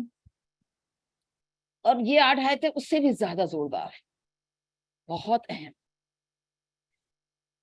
ما اصاب من مصیبت الا باذن اللہ ومن یؤمن باللہ یہد قلبہ واللہ بکل شیء علیم واتیعوا اللہ واتیعوا الرسول فإن توليتم فإنما على رسولنا البلاغ المبين اللہ لا الہ الا هو وعلى اللہ فلیتوکل المؤمنون یا ایھا الذین آمنوا ان من ازواجکم واولادکم عدوا لکم فاحذروہم وَإِن تَعْفُوا وَتَصْفَحُوا وَتَغْفِرُوا فَإِنَّ اللَّهَ غَفُورٌ رَحِيمٌ إِنَّمَا أَمْوَالُكُمْ وَأَوْلَادُكُمْ فِتْنَةٌ وَاللَّهُ عِندَهُ أَجْرٌ عَظِيمٌ فَاتَّقُوا اللَّهَ مَا اسْتَطَعْتُمْ وَاسْمَعُوا وَأَطِيعُوا وَأَنفِقُوا خَيْرًا لِأَنفُسِكُمْ وَمَن يُوقَ شُحَّ نَفْسِهِ فَأُولَٰئِكَ هُمُ المفلحون إن تقرضوا الله قرضا حسنا يضاعفه لكم ويغفر لكم والله الشكور الحليم عالم الغيب والشهادة العزيز الحكيم صدق اللہ۔ پہلا سب جو پھل لگتا ہے ایمان کے بیج کے گرو ہونے کے بعد، فرمایا جا رہا ہے ما اصاب من مصیبت الا باذن اللہ، نہیں پڑتی کوئی پڑھنے والی، نہیں پہنچتی کوئی پہنچنے والی کوئی بھی مصیبت مگر اللہ کے اذن سے۔ کوئی مصیبت، حالانکہ یہ دونوں معنوں میں آتا ہے، اچھے معنوں میں بھی، لیکن یہاں مصیبت کے معنی میں اگر ہم تکلیف، پریشانی، دکھ، حادثات، معاملات، مسائل، تو کوئی بھی چیز جو ہے وہ خود سے نہیں آ جاتی، الٹ اپ نہیں آ جاتی، اپنے سے نہیں آ جاتی، آتی کیسے؟ اللہ کے اذن سے آتی۔ جس کو اس بات کا یقین ہو جائے، جس کا ایمان پختہ ہو جائے، کچھ نہیں ہو سکتا، ایک پتا بھی نہیں ہلتا اللہ کی مرضی کے بغیر۔ قرآن کہتا ہے وَعِندَهُ مَفَاتِحُ الْغَيْبِ لَا يَعْلَمُهَا إِلَّا هُوَ وَيَعْلَمُ مَا فِي الْبَرِّ وَالْبَحْرِ وَمَا تَسْقُطُ مِنْ وَرَقَةٍ إِلَّا يَعْلَمُهَا وَلَا حَبَّةٍ فِي ظُلُمَاتِ الْأَرْضِ وَلَا رَطْبٍ وَلَا يَابِسٍ إِلَّا فِي كِتَابٍ مُبِينٍ۔ اللہ کے پاس مفاتیح الغیب کی کنجیاں اسی کے پاس ہیں، جس کو اس کے سوا کوئی نہیں جانتا۔ بر و بحر میں کیا ہو رہا ہے اسی کے علم میں، کوئی پتا نہیں گرتا مگر اسے معلوم ہے۔ اور زمین کے اندھیروں میں جو دانا بویا جاتا ہے اور خشک اور تر ہر چیز کتاب مبین میں موجود ہے۔ مطلب کوئی بھی چیز، جس انسان کا یقین اتنا پختہ ہو جائے، وہ انسان کتنی چیز، پھر انسان کے دل میں کبھی یہ بات آتی نہیں ایسا کیوں ہوا، یہ اس کی وجہ سے ہوا، ایسا کرتے تو ایسا ہو جاتا، میں تھوڑا پریکاشن لیتا تو یہ نہ ہوتا، نہیں آتا نا کہ حدیث میں آتا شاید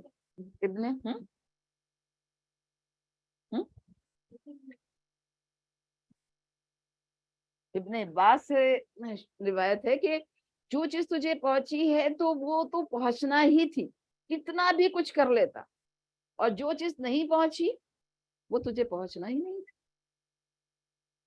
تو جو بھی مصیبت آتی ہے، تکلیف آتی ہے، پریشانی آتی ہے، جان و مال کا نقصان ہوتا ہے، یہ سب امتحان ہے اور یہ ہونا ہی ہے، اور اللہ کے اذن سے ہوتا ہے، خود بخود نہیں ہوتا۔ جس کو جیسے کہ آتا ہے نا، اس میں سورہ الحدید میں بھی آتا ہے نا کہ ما اصاب من مصیبت فی الارض ولا فی انفسکم الا فی کتاب من قبل ان نبراها ان ذالک علی اللہ یسیر لکی لا تعصوا علی ما فاتکم ولا تفرحوا بما آتاکم واللہ لا یحب کل مختال فخور، کہ کوئی مصیبت نہ تو زمین میں آتی ہے نہ تمہاری جانب پر آتی ہے، اتنے بڑے بڑے حادثے، طوفان، زلزلے، اور نہ تمہاری جانب پہ انسان چلے جاتے ہیں، حادثہ ہو جاتا ہے، بڑے بڑے نقصان ہو جاتے ہیں، سب کچھ طے شدہ ہے، لکھا ہوا ہے اس سے پہلے کہ ہم اسے پیدا کریں، لکھا ہوا ہے۔ اس لیے سعودیز میں ایسا ہوتا ہے کہ جب بھی کوئی ایسا معاملہ ہوتا ہے نا تو وہ کہتے مکتوب، لکھا ہوا تھا، اور وہ اپنے آپ کو مطمئن کر لیتے ہیں۔ کتنے غموں سے نجات دیتا ہے ہمیں یہ یقین۔ اگر کوئی مشکل، کوئی پریشانی، کوئی تکلیف، اچانک حادثہ، کسی کی فوتگی، بیماری اچانک آتی ہے، ہم کتنا پریشان ہو جاتے ہیں، لیکن اگر ہمارا یہ یقین ہے، تسلیم و رضا، یہ خود بخود نہیں ہوا، یہ اللہ کا فیصلہ ہے، بیدک الخیر ہے، اس کا کوئی فیصلہ غلط نہیں ہوتا، اس کے ہاتھ میں خیر ہی خیر ہے، وہ جو کچھ بھی کرتا ہے وہ ہمارے لیے بہتر ہوتا ہے۔ آسان تکرہوا شیئا وہو خیر لکم وآسان تحبوا شیئا وہو شر لکم واللہ یعلم وانتم لا تعلمون۔ اس درجے کا ایمان ہے کہ اگر کوئی چیز تمہیں بہت ناگوار گزر رہی، ہو سکتا ہے وہی تمہارے لیے بہتر ہو، اور جس چیز کو تم پسند کرتے ہو سکتا ہے وہ تمہارے لیے بہتر نہ ہو۔ اللہ یعلم وانتم لا تعلمون، اللہ جانتا ہے تم نہیں جانتے۔ جب تم جانتے ہی نہیں، تمہیں کیا پتا ہے یہ کیوں ہوا، کس لیے ہوا، اس میں کیا بہتری ہے، اللہ کیا دینا چاہتا ہے۔ ہو سکتا ہے کہ اس پریشانی کے ذریعے اللہ تمہارے درجات بلند کرنا چاہتا ہو، تمہاری آخرت سنوارنا چاہتا ہو۔ اور اصل میں کیا ہوتا ہے کہ یہ جو مشکلات آتی کیوں ہیں، یہ پریشانیاں کیوں آتی ہیں؟ انسان کو جھنجھوڑنے کے لیے۔ کبھی انسان اتنا غافل ہو جاتا ہے، نعمتوں میں اتنا کھو جاتا ہے، اسے آخرت یاد نہیں رہتی، اسے اللہ یاد نہیں رہتا، اسے فکر نہیں رہتی، اسے موت یاد نہیں رہتی، اللہ تعالیٰ اس کو کوئی نہ کوئی پریشانی دے کے جھنجھوڑتے ہیں۔ پلٹ آؤ، واپس آؤ، کہاں جا رہے ہو؟ اور ویسے بھی تو امتحان ہے۔ اللہ تعالیٰ فرماتا ہے وَلَنَبْلُوَنَّكُمْ بِشَيْءٍ مِّنَ الْخَوْفِ وَالْجُوعِ وَنَقْصٍ مِّنَ الْأَمْوَالِ وَالْأَنفُسِ وَالثَّمَرَاتِ وَبَشِّرِ الصَّابِرِينَ الَّذِينَ إِذَا أَصَابَتْهُم مُّصِيبَةٌ قَالُوا إِنَّا لِلَّهِ وَإِنَّا إِلَيْهِ رَاجِعُونَ أُولَٰئِكَ عَلَيْهِمْ صَلَوَاتٌ مِّن رَّبِّهِمْ وَرَحْمَةٌ وَأُولَٰئِكَ هُمُ الْمُهْتَدُونَ۔ کسی پریشانی کے ذریعے، کسی حادثے کے ذریعے، کسی تکلیف کے ذریعے کوئی اچانک ایسا معاملہ ہو جاتا ہے، ہم جیسے جاگ جاتے ہیں۔ تو یہ انسان کو جب اس کا یقین ہو جاتا ہے تو پھر اس کے اللہ تعالیٰ اس کے دل کو ہدایت دے دے، پھر اس کے اندر شکوہ نہیں رہتا، تسلیم و رضا کی خو آ جاتی ہے، ہر فیصلے پہ اسے راضی رہنا آ جاتا ہے۔ وہ کہتا ہے میرے اللہ کی طرف سے، وہ شعر بھی میں نے سنایا تھا اکبر الہ آبادی کا کہ رضائے حق پہ راضی رہے یہ حرف آرزو کیسا، خدا خالق، خدا مالک، خدا کا حکم تو کیسا۔ تو ہر حال میں اللہ کے فیصلے پر مطمئن ہونا اسی کو آتا ہے جس کا ایمان مضبوط ہوتا ہے، جو اندر سے گرو کر رہا ہوتا ہے، جو ایک پھلدار درخت بن رہا ہوتا ہے، تو اس کی یہ کیفیت ہوتی ہے، وہ کبھی بھی شکوہ نہیں کرتا، ہمیشہ ہر فیصلے پر راضی اور خوش رہتا ہے، اور اس کا نتیجہ یہ ہوتا ہے کہ بہت سی مشکلات سے وہ نکل جاتا ہے، بے چینی، بے قراری، بے سکون، اس کو الزام دینا، اس کو بلیم کرنا، یہ ساری چیزوں سے وہ نکل جاتا ہے۔ اس کو دوسری جگہ اس طرح فرمایا گیا سورہ الحدید میں کہ ما اصاب من مصیبت فی الارض ولا فی انفسکم الا فی کتاب من قبل ان نبراها ذلک للہ یسیر لکی لا تعصوا علی ما فاتکم ولا تفرحوا ما آتاکم واللہ لا یحب کل مختال فخور، کہ کوئی بھی مصیبت نہ تو زمین میں آتی ہے نہ تمہاری جانوں پہ آتی ہے۔ کتنے بڑے بڑے حادثے ہوتے ہیں، کتنے لوگ اچانک ختم ہو جاتے ہیں، بڑے بڑے طوفان، زلزلے، حادثے، اور نہ تمہاری جانوں پر، کسی کی جان چلی جاتی ہے، کسی کا اچانک نقصان ہو جاتا ہے، بہت کچھ ہو جاتا ہے۔ تو وہ سب اس سے پہلے کہ اللہ تعالیٰ ان کو پیدا کریں، اللہ تعالیٰ نے وہ سب لکھ رکھا۔ کہتا ہے نا کہ سعودی جو ہے ان کے پر کوئی بھی پریشانی، کوئی بھی حادثہ ہوتا ہے تو وہ کیا کہتے ہیں، مکتوب، لکھا ہوا ہے، اور وہ اپنے آپ کو بہت مطمئن کر لیتے ہیں۔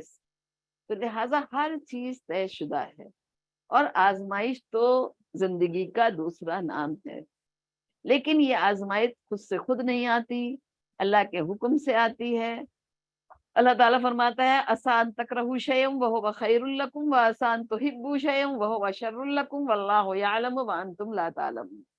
جو چیز تمہیں بہت ناگوار گزر رہی ہو، بہت تکلیف دہ تمہارے لیے ہو سکتا ہے وہی تمہارے لیے بہتر ہو، اور جو چیز تمہیں پسند ہے ہو سکتا ہے وہ تمہارے لیے بہتر نہ ہو، یہ تو اللہ جانتا ہے، تم نہیں جانتے۔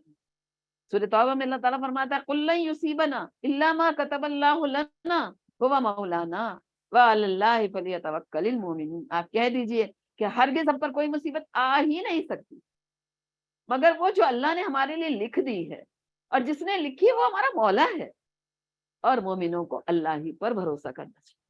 تو پہلا پھل، پہلا جو ثمر اس درخت میں لگتا ہے وہ کون سا ہے؟ ایمان۔ اس سے اللہ کی رضا میں رہنا، راضی رہنا آ جاتا ہے، اللہ کے فیصلے پر وہ مطمئن رہتا ہے، اس کا دل پرسکون رہتا ہے، وہ بے چین اور بے قرار نہیں ہوتا، وہ کسی سے شکوہ نہیں کرتا، اللہ کے بارے میں بھی وہ کبھی غلط گمان نہیں رکھتا، ہمیشہ یہی کہتا ہے میرا رب بیدک الخیر ہے، اس کے سارے فیصلے خیر کے ہیں، اس نے اگر مجھے اس چیز میں آزمایا ہے تو ضرور میرے لیے اس نے کوئی خیر رکھی ہوگی، اور بلکہ وہ اللہ کا شکر ادا کرتا ہے کہ اللہ نے مجھے اس آزمائش کے لیے چنا، اللہ کو پتا ہے کہ میں اس امتحان کے قابل ہوں، تبھی اس نے یہ امتحان مجھے ڈالا ہے۔ تو لہٰذا فرمایا جا رہا ہے کہ جس کو اس بات کا یقین ہو جائے اللہ تعالیٰ اس کے دل کو ہدایت دے دیتا ہے، یہد قلبا، اور اللہ ہر چیز کا جاننے والا ہے، واللہ بکل شیء علیم، اللہ کو ہر چیز کا علم۔ اور پھر دوسرا ثمر کیا لگتا ہے؟ وَأَطِیعُوا اللَّهَ وَأَطِیعُوا الرَّسُولَ فَإِن تَوَلَّیْتُمْ فَإِنَّمَا عَلَىٰ رَسُولِنَا الْبَلَاغُ الْمُبِینُ۔ اللہ تعالیٰ فرماتا ہے اور اللہ اور اس کے رسول صلی اللہ علیہ وسلم کی اطاعت کرو۔ اب اس کے اندر جذبہ اطاعت آ جاتا ہے، وہ اللہ کی بھی اطاعت گزاری کرتا ہے، اللہ کے نبی صلی اللہ علیہ وسلم کی بتائے ہوئے راستے پر چلتا ہے۔ یہ ہو ہی نہیں سکتا کہ وہ اللہ کو مانے، اللہ کے رسول صلی اللہ علیہ وسلم کو مانے، لیکن اپنی منمانی اور منچاہی زندگی بسر کرے، آبا آسانی اللہ کے احکام کو توڑ دے، اللہ کے نبی صلی اللہ علیہ وسلم کے طریقے کو چھوڑ کر اپنی مرضی اختیار کر لے، بدعتوں میں اپنی زندگی گزارنا شروع کر دے، ہو ہی نہیں سکتا۔ پھر اس کی زندگی اطاعت اللہ اور اطاعت رسول کے سانچے میں ڈھلی ہوئی نظر آنے لگتی ہے، اس کا ہر کام اللہ کی رضا والا ہوتا ہے، اس کا ہر کام اللہ کے نبی صلی اللہ علیہ وسلم کے طریقے پر مبنی ہوتا ہے۔ لیکن اللہ تعالیٰ کہ تم منہ پھیر لو گے، منہ موڑ لو گے، تو اللہ تعالیٰ بھی فرما رہا ہے کہ ہمارے رسول کے ذمے تو کھول کھول کر پہنچا دینا، رسولوں کی بھی یہی ذمہ داری رہی، اور آج جو دین کے دائی ہیں، جو دین کا کام کر رہے ہیں، بڑے جذبے کے ساتھ، بڑی اچھی نیتوں کے ساتھ، اخلاص کے ساتھ، اللہ راضی ہو جائے، آخرت میں اللہ تعالیٰ ان کو اس کا اجر دے، تو ان کی ذمہ داری بھی بس اتنی ہی ہے، پہنچا دینا ان کی ذمہ داری ہے۔ ہم کسی کو چلا نہیں سکتے، ہم کسی سے عمل کرا نہیں سکتے، صرف پیغام پہنچانا ہی ہماری ذمہ داری ہے۔ پھر فرمایا جا رہا ہے اللہ لا الہ الا ہو وعلی اللہ فلیتوکل المؤمنون، اللہ کے سوا کوئی معبود نہیں، ان کا معبود حقیقی، ان کا مسجود حقیقی صرف اور صرف اللہ، اللہ سے امید وابستہ، اللہ پر توکل، اللہ پر بھروسہ، اللہ پر اعتماد، اللہ پر یقین، یہ ایک حد درجے کو پڑھا جاتا ہے، ان کو توکل علی اللہ نصیب ہو جاتا ہے، کیونکہ مومنوں کو اللہ ہی پر توکل ہونا چاہیے۔ تو لہٰذا جب ایمان کا بیج گرو کر رہا ہے تو ظاہر سی بات ہے کہ توکل کی کیفیت بھی بہت زیادہ بڑھ جاتی ہے۔ کبھی وہ غیروں کے سہارے نہیں جیتا، وہ غیروں سے امیدیں نہیں لگاتا، وہ غیروں کے پر بھروسے نہیں کرتا، اس کا بھروسہ، اس کا توکل، اس کا اعتماد، اس کا یقین صرف اللہ کی ذات پر ہوتا ہے، وہ صرف اللہ سے امیدیں لگاتا ہے، اس کی نظر اللہ پر ٹکی رہتی ہے، جو کرے گا میرا اللہ ہی کرے گا، تو لہٰذا اس کے اندر توکل علی اللہ پیدا ہو جاتا ہے، اور یہ بھروسہ اور یقین بڑھتا چلا جاتا ہے۔ اب بڑی چبھنے والی ایک آیت ہمارے سامنے آ رہی ہے، ہو سکتا ہے سننے میں اچھی نہ لگے لیکن اللہ کا کلام ہے۔ اللہ تعالیٰ فرما رہا ہے یا ایھا الذین آمنو، اے لوگوں جو ایمان لائے ہو، ان من ازواجکم و اولادکم عدوا لکم فاحذروہم، بڑا چبھتا ہوا جملہ، کہ اے ایمان والو تمہاری بعض، یہ من آگے نا، بعض بیویاں اور بعض اولاد میں سے تمہارے دشمن دین کے راستے میں تمہارے لیے رکاوٹ ہے، تم ان سے ذرا محتاط رہنا، فاضرون چوکنا رہنا، کہیں ایسا نہ ہو کہ یہ بیویوں کی محبت، اولاد کی محبت تمہیں اللہ کے راستے سے روک دے، دین کے کاموں سے روک دے، کیونکہ جب مخالفت شروع ہوتی ہے پہلے اپنے گھر سے ہوتی ہے۔ اچھا دوسری بات یہ کہ ان کی محبت بھی انہی کے ساتھ رہنا ہے، بچوں کی محبت، بیوی کی محبت، تو ہم اتنا زیادہ اس میں وہ ہو جاتے ہیں کہ پھر ہمیں حرام اور حلال کی تمیز بھی ہمارے اندر نہیں رہتی، کیونکہ ہمارا دل چاہتا ہے ان بچوں کا کیریئر ہے، ان کے لیے اچھا گھر بنانا ہے، ان کے لیے اچھا بزنس چاہیے، بیویوں کی بھی خواہشات کو پورا کرنے۔ اس میں کیا ہوتا ہے کہ ہم اللہ کی حدوں کو توڑ جاتے ہیں، اللہ کی ناراضگی والے کام کر دیتے ہیں، سوچتے نہیں حلال سے تو اب گزارا نہیں ہوتا، بہت ہی بڑے بڑے کام کیسے انجام دیں گے، لہٰذا ہم غلط راستوں پہ چڑھ، اس لیے ہمیں سمجھایا جا رہا ہے۔ اور پھر ایسے بھی دین کے راستے میں معاملہ جو ہے وہ رکاوٹ کا گھر سے ہی زیادہ ہوتا ہے، وقت لگتا ہے سنبھلتے سنبھلتے، کیونکہ جب بہت سے لوگ جو پہلے مدینے ہجرت کر گئے تھے انہوں نے بہت کچھ علم سیکھ لیا، بہت کچھ، اور اس کے بعد جو بعد میں گئے ان کو انہوں نے دیکھا یہ لوگ تو بہت آگے نکل گئے، تو انہیں اپنے بیوی بچوں پہ بہت غصہ آیا کہ یہ ہمارے لیے رکاوٹ بن گئے۔ اسی طرح وہ عوف بن مالک کے بارے میں آتا ہے کہ وہ جب بھی وہ جہاد کا ارادہ کرتے ان کی بیوی بچے رونے لگتے، ان کا دل پگھل جاتا، انسان تھے۔ تو یہاں پر یہی فرمایا جا رہا ہے کہ دیکھو تمہاری بیویاں اور تمہاری اولاد بعض میں سے، سب نہیں، تمہارے دشمن ہیں، اس سے ذرا چوکنا رہنا، ہوشیار رہنا، دین کے راستے میں یہ کہیں تمہاری رکاوٹ نہ بنے، کہیں ان کی محبت میں آ کے تم اللہ کی نافرمانی نہ کرنے لگو، کہیں ایسا نہ ہو۔ ایک حدیث آتی ہے نا کہ نادان ہے وہ شخص جو دوسروں کی دنیا بنانے کے لیے اپنی آخرت برباد کر دے۔ تو یہ واقعی یہ بڑا مسئلہ ہوتا ہے، لیکن ایک طرف تو ان سے چوکنا رہنے کو کہا جا رہا ہے اور دوسری طرف حل بتایا جا رہا ہے کہ وَإِن تَعْفُوا وَتَصْفَحُوا وَتَغْفِرُوا، تین ہم معنی لفظ آ رہے ہیں، فَإِنَّ اللَّهَ غَفُورٌ رَحِيمٌ، لیکن ایسا بھی نہ کرنا کہ تم گھر کو میدان جنگ بنا لو، گھر میں گھسو تو لوگ تم سے گھبرانے لگیں، ایک دہشت طاری ہو جائے، نہیں، بہت ہی درگزر، یعنی تین لفظ لائے گئے، تعفو و تصفحو و تغفروا، تعفو عفو اور درگزر، یعنی کوئی اگر ایسی بات ہو جائے، کیونکہ انہی کے ساتھ رہنا ہم ان کو چھوڑ بھی نہیں سکتے، ہے نا، بچے کو بھی پھر ویسے بھی دیکھو بچوں کے ساتھ کیسے کیسے معاملات آتے ہیں، رہنا بھی انہی کے ساتھ ہے، چھوڑ بھی نہیں سکتے، ان کی ہر بات کو برداشت بھی کرنا ہے، کیا کرو، عفو اور درگزر سے کام۔ تعفو کا مطلب ہوا ترک عقوبت، کوئی بدلہ نہیں لینا، ٹھیک ہے ہو گئی بات ختم، ہے نا۔ پھر یہ وصف و تصف، اور کیا کرو، یہ تصف ہوئے صفا سے، جیسے صفا پلٹ دیتے نا، ترک ملامت، یعنی ملامت بھی نہیں، کچھ نہیں، احساس بھی نہیں، چہرے سے بھی ہمارے نہ لگے کہ ہاں ان کی کوئی بات ہم کو بری لگی، اور پھر وتغفر، ڈھانپ دو، بخش دو، جیسے مغفر ہوتا ہے نا، وہ ہمارے سر کو بچاتا ہے۔ تو یہ تین لفظ آئے گئے، تغفر کا مطلب ہے ستر زم، یعنی گناہ کو چھپا دینا، وتجاوز عنہ، اور اس سے درگزر کر، تو اس طرح گھر کے ماحول کو بھی خراب نہیں کرنا، ان کے ساتھ بھی رہنا ہے، پھر آہستہ آہستہ محنت بھی کرنا ہے ان کے اوپر، یہ بھی نہیں کہ ان کو سمجھانا نہیں ہے، موقع موقع سے حکمت کے ساتھ، جیسے قرآن میں آتا ہے ادعو الی سبیل ربک بالحکمت والموعظۃ الحسنہ وجادلہم باللتی ہی احسن، نا، کہ اللہ کے راستے کی دعوت کیسے دینی ہے، حکمت کے ساتھ۔ ہم جب دعوت صحیح موقع پر نہیں دیتے نا تو دعوت بھی مؤثر نہیں ہوتی، اور بہت اچھی نصیحت کے ساتھ، اور اگر مجادلہ بھی کرنا ہے تو بہت بہترین طریقے سے۔ تو یہ بچوں کے ساتھ، بیوی کے ساتھ ایک طرف تو چوکنا رہنا ہے کہ ہم کوئی ایسا غلط کام نہ کر جائیں، ان کی محبت کہیں ہم سے کوئی ایسا کام نہ کرا لے جس سے اللہ کی ناراضگی ہو، جس سے اللہ کا حکم ٹوٹے، اور دوسری طرف یہ کہ عفو سے کام لینا ہے، درگزر کرنا ہے، اور کوئی ملامت نہیں، کوئی احساس نہیں، بالکل ایسے ہو جانا جیسے کوئی بات ہی نہیں ہوئی، ڈھانپ دینا، چھپا دینا، اور پھر یاد دلایا جا رہا فَإِنَّ اللَّهَ غَفُورٌ رَحِيمٌ، اللہ بھی تو بخشنے والا ہے، وہ بھی تو رحیم ہے، وہ تمہارے کتنے گناہوں کو معاف کرتا ہے، وہ کتنا تم سے درگزر فرماتا ہے، وہ تو تمہیں فوراً نہیں پکڑتا نا۔ الا تحبون ان یغفر اللہ لکم، کیا تم اس بات کو پسند نہیں کرتے کہ اللہ تمہیں معاف کرے؟ اللہ بھی تو تمہیں معاف کرتا ہے نا۔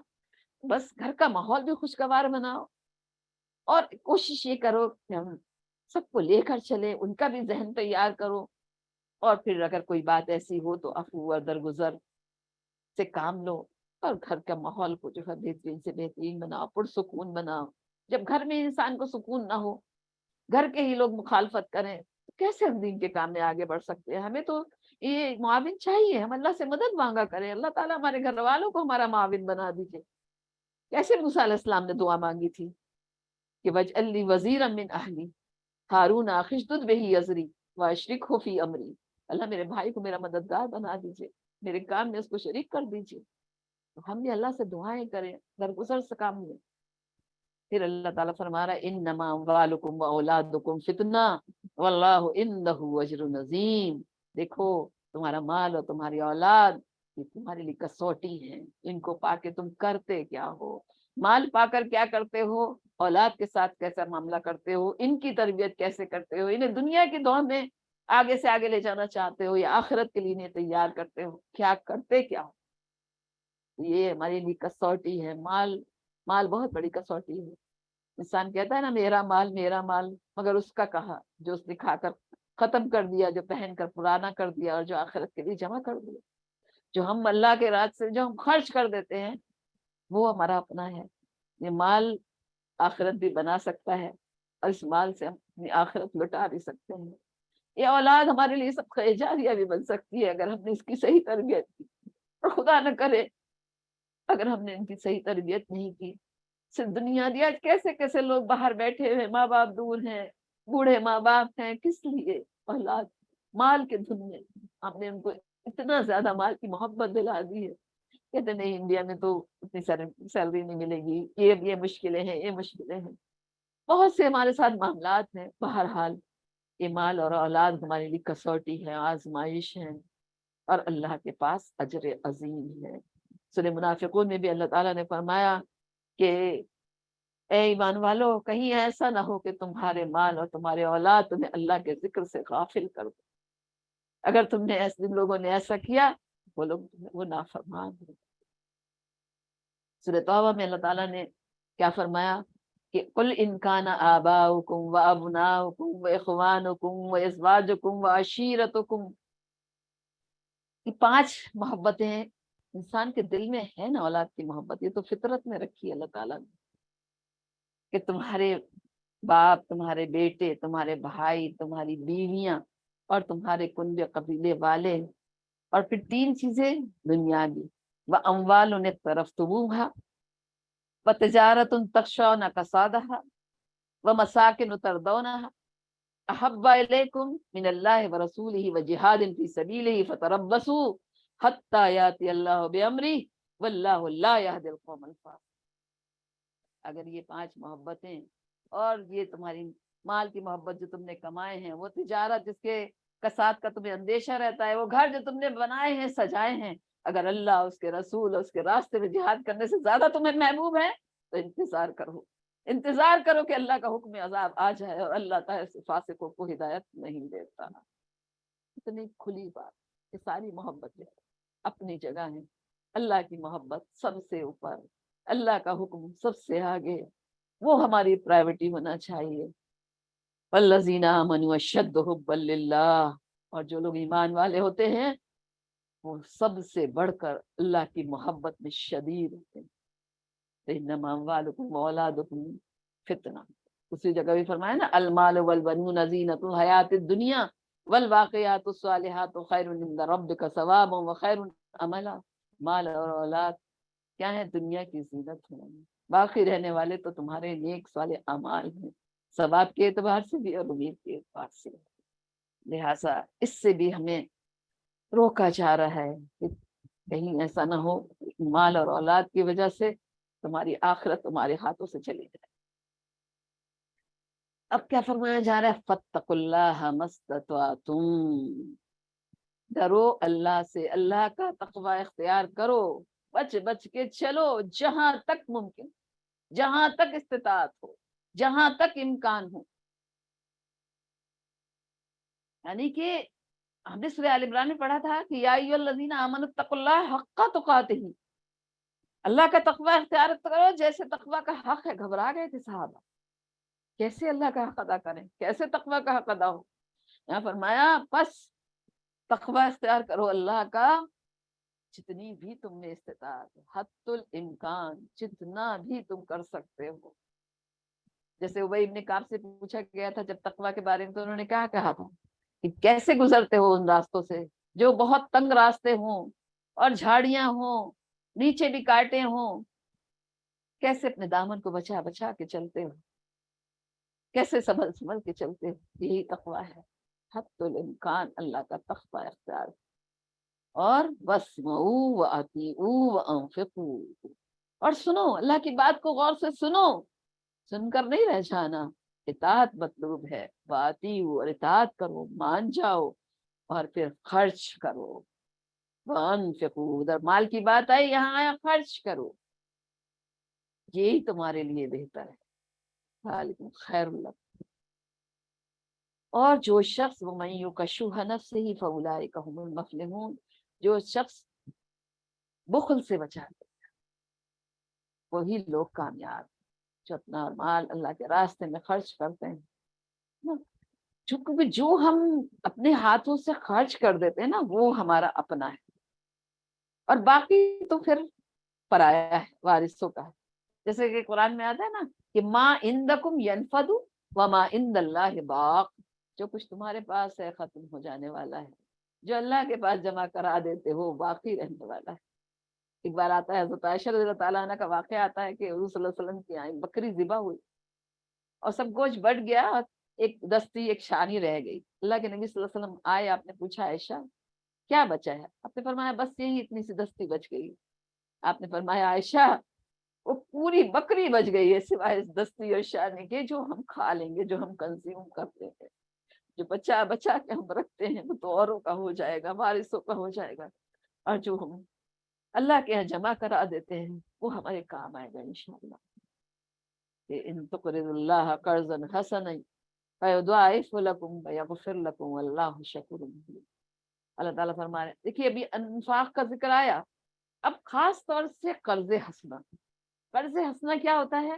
جو اللہ کے راستے میں خرچ کیا جائے، اللہ کے دین کی اشاعت میں، اللہ کے دین کی سربلندی کے لیے جو مال خرچ ہوتا ہے، وہ اللہ اپنے ذمہ قرض لیتا ہے، قرض لوٹایا جاتا ہے۔ اس لیے اللہ تعالیٰ فرما رہا ہے کہ اس کو اللہ تعالیٰ بڑا چڑھا کے واپس کرے گا، یضاعف لکم، اس میں اضافہ کرے گا، اضافہ مضاعفہ کر دے گا، 700 گنا بڑھا دے گا، اس سے بھی زیادہ بڑھا دے گا۔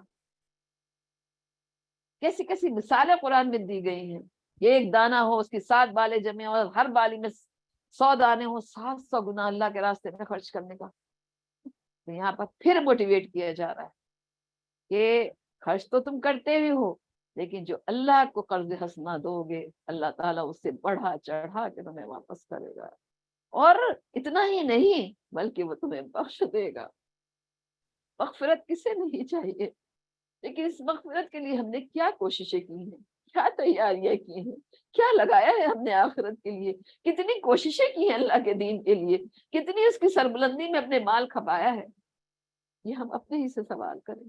اللہ تعالیٰ فرما رہا ہے ایک تو اضافہ کر کے تمہیں واپس کر دے گا، اور پھر تمہیں بخش دے گا، اور اللہ تو ہے ہی بہت قدردانی کرنے والا، حلیم ہے، بردبار ہے، فوراً نہیں پکڑتا، مہلت دیتا ہے، چھوٹی سی چیز کی بھی اللہ قدردانی کرتا ہے، شکور ہے، حلیم ہے۔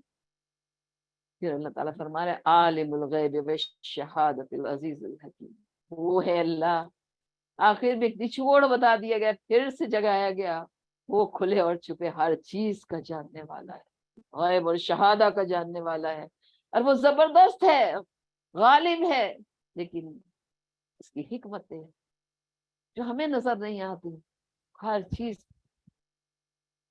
کوئی کام اس کی حکمت سے خالی نہیں ہے، وہ زبردست ہے، وہ حکیم۔ لہٰذا ہم انشاءاللہ اس سورہ پر ہم غور و فکر کریں گے، تدبر و تفکر کریں گے، اپنی زندگیاں بدلیں گے، اپنے ایمان کو چیک کریں گے، اور پھر جو اللہ کی طرف سے ہمیں پرزور دعوت ملی ہے اس دعوت کو قبول کریں گے انشاءاللہ۔ پھر اپنا محاسبہ کریں گے، اپنے آپ کو چیک کریں گے، میرا ایمان کس سطح پر ہے، کہ کیا کیفیت ہے، میرا ایمان کتنا بڑھا، ان آیات نے میرے اندر کیا چینجنگ پیدا کی، کیا میرے اندر بدلاؤ آیا. اللہ تعالیٰ کہنے سننے سے زیادہ ہمیں عمل کی توفیق عطا فرمائے. اللہ ہم سب کو قبول فرمائے، توفیق عمل عطا فرمائے، اور ہم سب کو اپنی رضا اور خوشنودی نصیب فرمائے. وآخر دعوانا ان الحمدللہ رب العالمین. السلام علیکم ورحمۃ اللہ وبرکاتہ. وعلیکم السلام.